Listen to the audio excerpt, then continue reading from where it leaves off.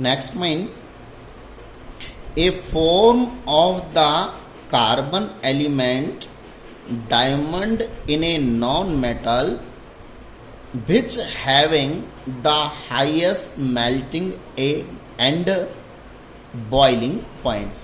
A form of the carbon element, carbon element का एक रूप होता है जो फर्स्ट मैंने आपको बताया था diamond, in A is a non metal, वो भी एक नॉन मेटल होता है, which having the highest melting and boiling point, जिसका जो मेल्टिंग और बॉइलिंग जो पॉइंट होता है वो सबसे हाईएस्ट होता है। जबकि नॉन मेटल में जो मेल्टिंग पॉइंट और बॉइलिंग पॉइंट होते हैं कंपैरिजन द मेटल वो लो होते हैं, परंतु यहाँ देखा जाए तो जो आपका डायमंड होता है, जो form of the carbon element है, उस डायमंड का जो मेल्टिंग पॉइंट और बॉइलिंग पॉइंट होता है वो बहुत ज़्यादा होता है। मैं तो कहता हूँ मेटल में से भी अगर देखा जाए तो टंगस्टन के बाद ग्रेफाइट का है, अगर नेचुरली रूप से देखा जाए तो।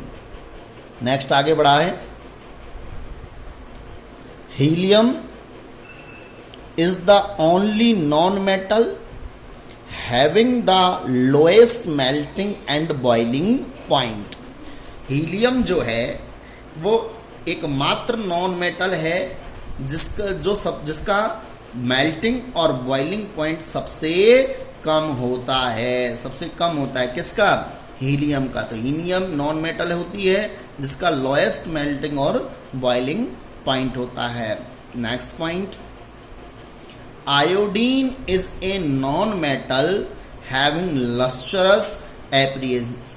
देखो मैंने बताया था कि आपको कि नॉन मेटल होती हैं, उन नॉन मेटल में मेटल की तरह लस्टर्स नहीं होती हैं, तो नॉन मेटल जो है लस्टर्स प्रॉपर्टी को प्रेजेंट नहीं करती है। बट आयोडीन जो होता है वो आयोडीन नॉन मेटल होते हुए भी लस्टर्स अपीयरेंस करता है, मतलब चमक उत्पन्न करता है, चमकता है। कौन? आयोडीन। नेक्स्ट है 7th point, A form of the carbon element diamond is the hardest natural substance non. A form of the carbon element, जो कार्बन एलिमेंट की फॉर्म है कौन? Diamond, is the hardest natural substance non. अब तक का सबसे प्रकृति में जो ज्ञात पदार्थ है, नेचुरल सब्सटेंस है, प्राकृतिक रूप से ज्ञात पदार्थ है, वो सबसे कठोर है। कौन? डायमंड। नेचर में अगर अब तक का ज्ञात सबसे कठोर हार्डेस्ट जो सब्सटेंस है वो किसे माना जाएगा? डायमंड को माना जाएगा, जो कि एक तरह से नॉन मेटल ही है।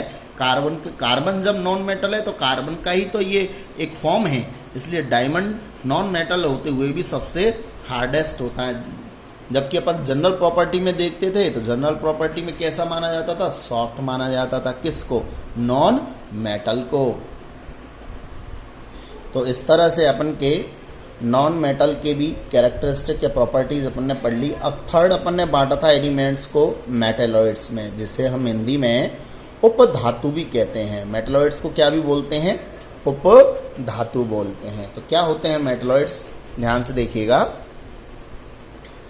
The element which show some properties of metals and some other properties of non-metals are called metalloids.